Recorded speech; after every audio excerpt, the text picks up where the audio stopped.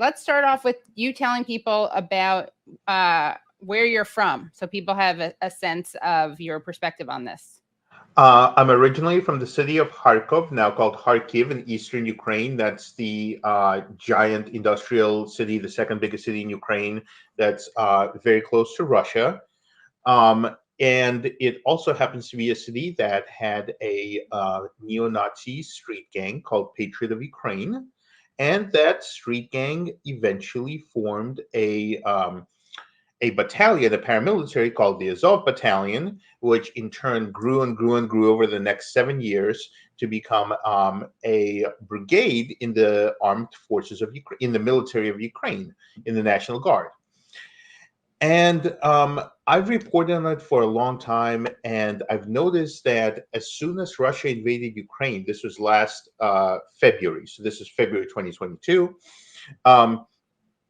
shortly after the winter of 2022, Western media, which spent the past 7 years talking about how Azov is neo-Nazi and how Azov reaches out to white supremacists across the world, how it recruits them, how it's basically a hub of neo-Nazism, suddenly Western media just started reversing itself, and suddenly all of these groups started saying that this organization of battle-hardened neo-Nazis had suddenly and magically stopped being neo-Nazi.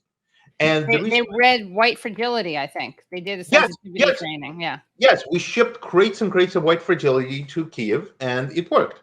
So this is all happening at the same time, and this is what makes it so psychotic. This is happening at the same time when people are saying about how white supremacy is this existential threat to America and to the world.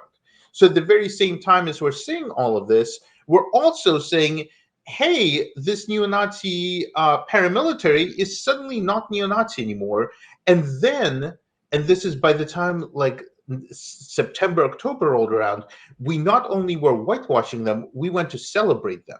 So suddenly we started having these fascists in Congress, on MSNBC, in elite universities like Stanford. So in the space of just several months, we've gone from acknowledging they're neo-Nazis to saying anybody who says this is really a Russian puppet, to saying, you know what, these people are actually heroes. Well, we always go, everywhere we go, we use radicals, whether it's in Syria, whether it's Afghanistan and Osama bin Laden. And it makes sense. I mean, these people they're highly organized, and they're not afraid to die, and they're not afraid to kill. So it's unfortunately, the odds of us doing something about them is, given our history, is rather small. We love groups like that, and we use them all the time. I can't help but get the feeling that if bin Laden in the 80s was today, the media would be celebrating him. They actually did. I mean, The Guardian actually did a story about the warrior fighting the Soviets. So he would be on Instagram. He would be, we would be celebrating him, just like we're celebrating Azov now.